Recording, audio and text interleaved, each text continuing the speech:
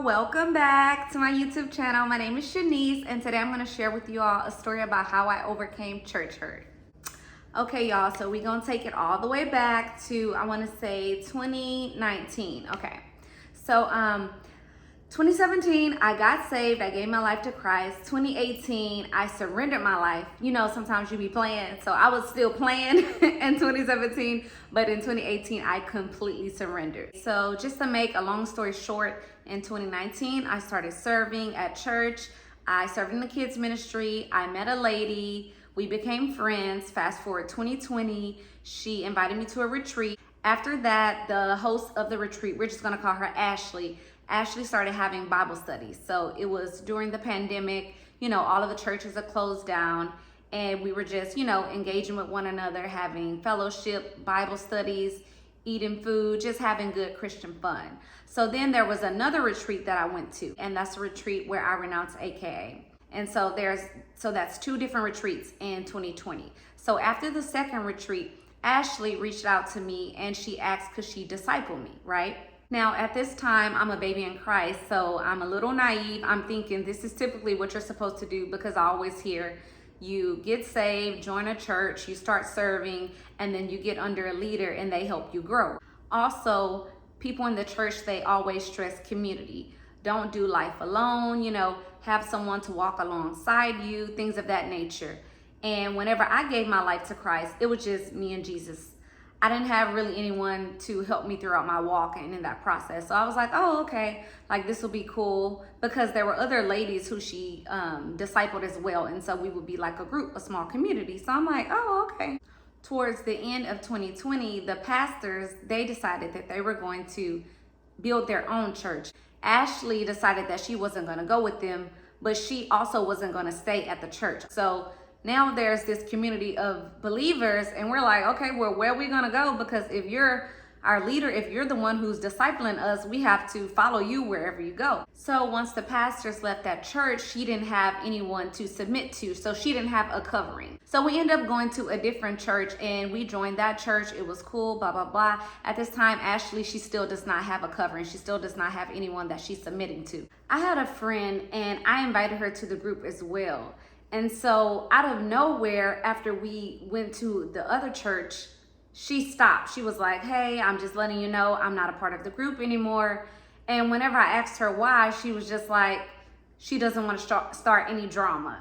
And I'm like, what in the world is going on? So after my friend left the group, I noticed like the way Ashley would talk about things, or it was like her behavior, it wasn't given how a leader is supposed to act. Number one, I noticed like pride coming in, and pride is very subtle. Just like it says in Genesis 3:1, the serpent, he was more subtle, more cunning, more deceiving than any other animal in the Garden of Eden. So that's pretty much what happened. Like pride just started to creep in, right? Now I want to give y'all the definition of spiritual abuse. So spiritual abuse is a systematic pattern of coercive and controlling behavior in a religious context, and it may include manipulation and exploitation, enforced accountability, censorship of decision making, requirements for secrecy and silence, coercion to conform, and an inability to ask questions, control through use of sacred text or teaching, requirement of obedience to the abuser, the suggestion that the abuser has a divine position, isolation as a means of punishment, and superiority and elitism. Ashley would not like us to ask questions. So if she would tell us to do something and we're like, why, you know, explain, which we're grown adults here. You can't just tell somebody to do something, but that was her idea of submitting to her leadership. So we would ask questions and she would just tell us we should just trust her. She would host the meetings at specific times on specific days to manipulate people into coming to the meetings. And it's like, if somebody can't make the meeting, they can't make the meeting. Or if someone has a meeting on this date, why would you make them choose between one or the other? Like, that's not right. She came against words, prophetic words that God spoke over my life regarding my purpose, my marriage, even my YouTube channel. I started my YouTube channel at the beginning of 2020 because God told me to do it. And so she was saying, well, I needed to sit out for a season and heal And now I've heard that before, but God never told me to do that. God told me, start your YouTube channel. Even throughout the Bible studies, everything was, you can't do this, you can't do that, you can't do this. And I don't mean this in a prideful way, but like I said, when I gave my life to Christ, it was just me and Jesus. So the things that I gave up, you know, drinking, smoking, fornicating, all of those things, I gave it up because I love Christ. Like, he is a gentleman. He doesn't force us to do anything. He gives us free will. And so in the group, it was very religious based. So there was a third retreat coming up. And so I made the flyers, I made the survey for everyone to sign up. I did the bags. I came up with different things. Like, I was tasked to do that. And so at first it's like, okay, I'm a servant of the Lord. This is, you know, I'm helping out in the best way that I can. But then I started to get burnt out. A lot of the times when you're in these groups, these cult-like environments, I mean, because let's be honest, that's what it was, a cult. It's like they burn you out. So you do all of these things in the name of Jesus unto the Lord. Now, I'm a servant. I have no problem doing things for Jesus, but it shouldn't be a point of manipulation. She would call Ashley. She would call and call and call and call. And it's like, I got other stuff to do. I am a mother. I had to take care of my kid. At that time, we were, I want to say we were doing homeschooling because of COVID. Like, I'm there. I have other things I need to do, other responsibilities. And then she would like to be on the phone for hours. Like, I just don't have that much time to give. I just don't have it. And so during that time, she gave the group to another leader. So she was like, okay, I'm leaving. So God told me to give the group to this leader, and we're just going to call her Chelsea. So God told me to give the group to Chelsea. And so she gave the group, Ashley gave the group to Chelsea, right? And so after that, she was like, from now on, all communication, all questions you have, go to Chelsea. You will ask her and she will help you. So she called me one day. I did not answer. And then the next day there was a meeting. And so I went to the meeting and she told the leader, Chelsea, like, oh, she needs to answer my call. And I'm just like, you know, like, I'll call her when I'm ready. We had a 4 a.m. prayer call. And so now, honestly, I did not want to do the prayer call anymore because I'm slowly but surely just, you know, I'm experiencing burnout. I'm like, something is off. And so I'm very resistant at this point. So they had a 4 a.m. prayer call. I did not want to do it, but because I'm a woman of my word, I was like, okay, I'm going to still wake up at 4 a.m. and I'm going to do the prayer call. Y'all, I just had to laugh. So I wake up at 4 a.m. and usually they send a link for the prayer call. So we had like a group chat. So I look in the group chat. I don't see nothing. So I sent the text and I'm like, hey, what's the link for the meeting? Nobody responded, so I went back to sleep. I'm like, whatever. So then when I woke up, I want to say I got a message from Chelsea, and she was like, hey, Shanice, call me when you get a chance. So I called her. Y'all, I got kicked off the call. I couldn't be a part of the prayer call because I never did call Ashley back. And she said, you know, as a developing leader, I have to confront issues and not just run away from problems. Because I didn't call you back. Like, bruh. So then Chelsea was like, hey, well, please do call her back when you get a chance. So I ended up reaching out to Ashley. We talked on the phone. After the conversation, we talked about everything, but we got off the phone and I didn't feel any resolve. You know, like you have a disagreement with someone and you talk to them on the phone and it's just like, oh, okay, well, hey, I see your side, agree to disagree, or I apologize, you apologize, we move on. It was none of that. So I go to church on Sunday. I still attend the church. And after church, I saw her in the restroom and she was like, hey, Shanice, do you have a minute to talk after church? And I was like, yeah, but I'm like, what do we have to talk about? Like, I already, you know, like we had the conversation on the phone, like there's no resolve. And so I'm like, okay. First off, she was like, why haven't I heard from you? Why haven't you called me? I'm like, I don't know. And honestly, it's like the phone worked both ways. Like, why are you waiting on me to call you? Like, anybody, if you have something to say, you just pick up the phone and call somebody. And so I was just like, I don't know. And at this point, y'all, I'm done. So then she was like, well, there were things I asked you to do and you never reached back out to me about them. And I was like, well, I mean, I got kicked off the call, so I didn't even know if I was still supposed to do that. I just have to laugh at this point, y'all. It's funny, but she was, I can't stop laughing. Then she was like, well, those tasks have been removed from you. You no longer have to deal with them. And then I was just like, okay. After that day, I was like, I'm done. Like, I don't have time. I'm grown. I don't have time for nobody trying to control me, manipulate me. So the next day, I sent the text to Chelsea because Chelsea is the leader, right? I'm supposed to be talking to her, but yeah, Ashley is still the one trying to make me do everything. So I sent Chelsea a text the next day and I was like, hey, just letting you know I'm no longer part of the group. Like, thank you for all that you've done in my life.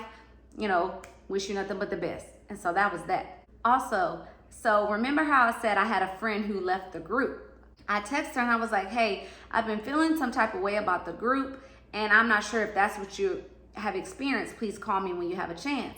So she called me and she was just telling me her experience and what she dealt with. And I was like, wow, I'm sorry, you know, like, that's not right. So she asked God to reveal to her what was going on in the group. And she said that God gave her a dream and we were all at the place where we would typically meet up. And Ashley went to pray for everybody. But when she got to her, instead of praying for her, she had a drill in her hand and she drilled a hole in her head. And I'm like, woo. And basically she was taking away her ability to think for herself, which is basically, you know, manipulation and control. And I'm like, woo. I'm like, girl, you don't need to tell me nothing else. Like, I believe you, like, because that's what I was feeling. And then I told her, you know, all of the things that I was experiencing, and she was like, yeah, that's why I left the group. Y'all, I didn't realize how long this video is, but so after that, Ashley shows up to my house. And I'm like, so that day I actually, I was asleep. So I went to bed early that night. I was just super tired. I went to bed early. And so she had called and left me a voicemail and I didn't respond because it's just like, I'm done. You're not gonna try to manipulate me and suck me back into the group. So I never responded.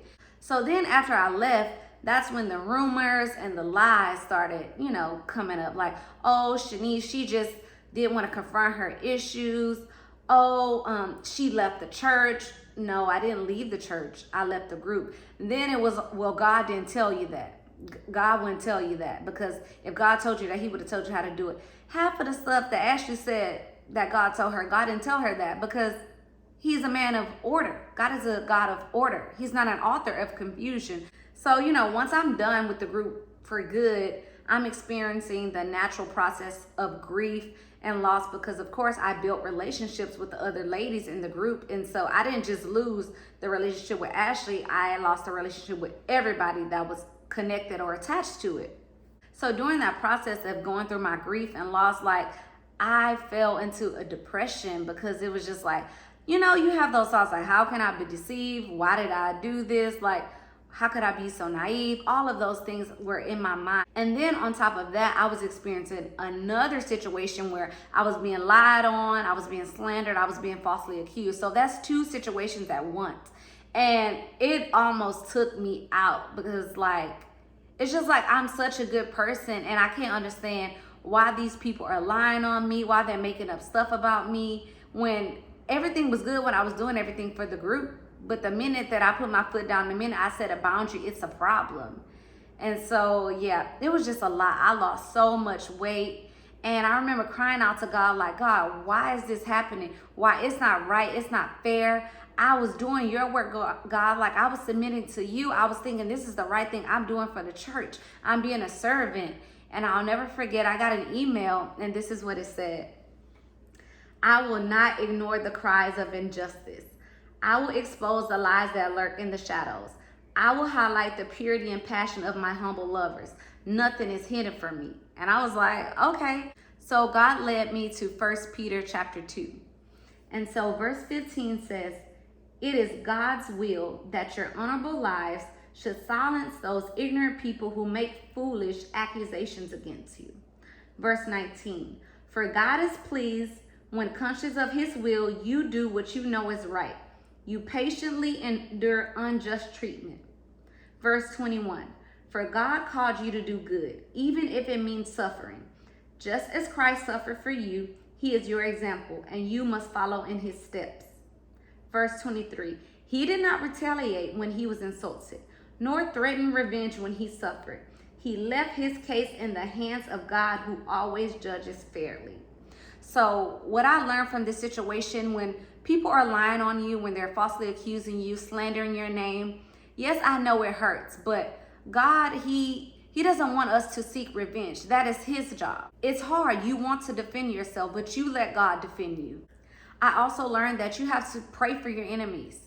Forgive your enemies and pray for them. Yes, it's hard, but the reason why I can talk about it now and I can laugh about it, because it's like I don't really have that pain, that resentment, that anger harbored on the inside of me. Now, sometimes, Satan may bring something back up and I may get a little triggered, but, I cast that thought down and I pray for them again. Just keep praying for them. Pray for your enemies, because there's no way that you can pray for somebody and still have malice in your heart. We forgive by faith. And yes, I know that when you first said, you may not mean it, but over time, your heart will become softer and softer towards them. And of course, just ask God to help you with the forgiveness, because we can't do it on our own. It's something that we have to ask him to do and to help us with.